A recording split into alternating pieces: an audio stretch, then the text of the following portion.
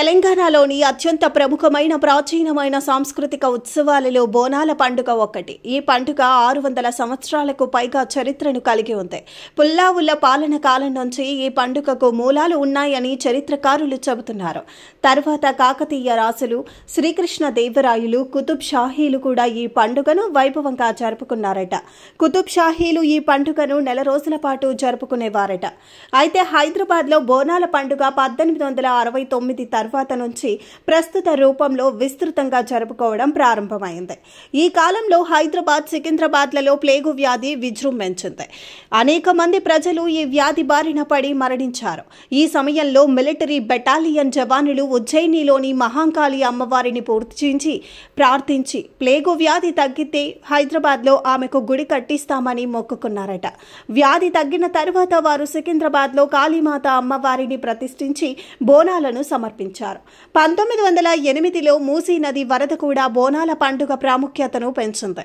వరదలో అనేక మంది ప్రాణాలు కోల్పోయారు. అప్పటి నిజాం మీర్ మహబూబ్ అలీ ఖాన్ లాల్ దర్వాజా అమ్మవారి ఆలయాలలో ప్రార్థనలు చేసి మూసీ నదిలో పసుపు, కుంకుమ, గాజులు, పట్టు వస్త్రాలను సమర్పించారు.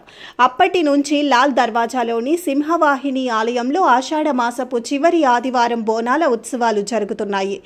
బోనాల పండుగలో మహిళలు బియ్యం, పాలు, పెరుగు, బెల్లం మొదలైన వాటితో బోనాలను తయారు చేసి అమ్మవారికి సమర్పిస్తారు.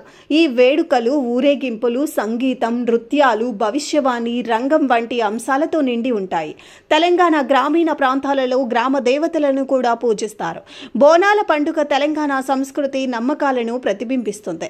తెలుగు భాషలో ప్రకృతి వికృతి పదాలలో భోజనం అనే ప్రకృతి పదానికి బోనం అనేది వికృతి పదం. భక్తులు అమ్మవారికి ప్రేమగా అందించే భోజనమే బోనం. బోనాల పండుగ తెలంగాణ సంస్కృతి సంప్రదాయాలకు అద్దం పడుతుంది. దాదాపు 1000 ఏళ్ల చరిత్ర గల ఈ బోనాలు మొట్టమొదటిసారిగా కాకతీయ రాజులలో ఒకరైన ప్రతాపరుద్రుడు గోల్కొండలోని శ్రీ జగదాంబిక ఆలయంలో బోనాల సమయంలో ప్రత్యేక పూజలు చేసినట్లు తెలుస్తోంది. ప్రతాపరుద్రుని తరువాత వచ్చిన ముస్లిం నవాబులు సైతం ఇక్కడ పూజలు జరుపుకునేందుకు అనుమతి ఇచ్చారని తెలుస్తోంది. ఆనాటి నుంచి భాగ్యనగరంలో గోల్కొండలోని అతి పురాతన ఆలయంగా ప్రసిద్ధి చెందిన జగదాంబిక అమ్మవారి ఆలయంలో తొలి బోనాలు ఎత్తడం సంప్రదాయంగా వస్తోంది. బోనాల ఉత్సవాలలో భాగంగా 2వ వారం బల్కంపేట రేణుకా ఎల్లమ్మ గుడిలో బోనం ఎత్తుతారు. 3వ వారం సికింద్రాబాద్లోని ఉజ్జయిని మహంకాళి ఆలయంలో బోనం ఎత్తుతారు. 4వ వారం లాల్ దర్వాజాలోని శ్రీ మహంకాళి ఆలయంలో బోనం ఎత్తుతారు. తెలుగు సంప్రదాయం ప్రకారం ప్రతి ఏడాది ఆషాఢ మాసంలో అమ్మవారు పుట్టింటికి వస్తుందని, అందుకే అమ్మవారికి ప్రీతికరమైన భోజనం, చీర, సారెలు సమర్పిస్తారని విశ్వాసం. ఒక కుటుంబం తమ కుమార్తెను తమ ఇంటికి తిరిగి వస్తే ఎంత ప్రేమగా స్వాగతిస్తారో అదేవిధంగా భక్తులు అమ్మవారికి ఆప్యాయత, అనురాగాలతో సాంప్రదాయ రీతిలో బోనాలు సమర్పిస్తారు. జగదాంబిక అయిన ఆ తల్లి ఒక్కో ప్రాంతంలో ఒక్కో పేరుతో పూజలు అందుకుంటుంది. మహాంకాళి, ఎల్లమ్మ తల్లి, పోచమ్మ తల్లి, నూకాలమ్మ తల్లి, పెద్దమ్మ తల్లి, మైసమ్మ, బాలమ్మ, ముత్యాలమ్మ ఇలా పేర్లు వేరైనా తల్లి ఒక్కటే. బోనాల జాతర జరిగే ఆదివారం రోజు భక్తులు తలారా స్నానం చేసి నూతన వస్త్రాలు ధరించి అమ్మవారి ఆలయానికి చేరుకుంటారు.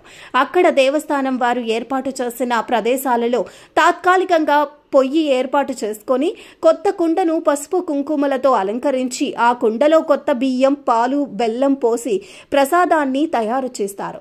తరువాత ఆ కుండపై మరో కుండలో దీపాన్ని ఉంచి ఆ కుండ చుట్టూ వేపాకులు కట్టి డప్పుగాళ్ళు ముందు నడుస్తూ ఉండగా మహిళలు ఆ కుండను తల మీద పెట్టుకొని అమ్మవారి దర్శనానికి వెళ్తారు. దర్శనం తరువాత ఆ ప్రసాదాన్ని కుటుంబ సభ్యులంతా కలిసి స్వీకరిస్తారు.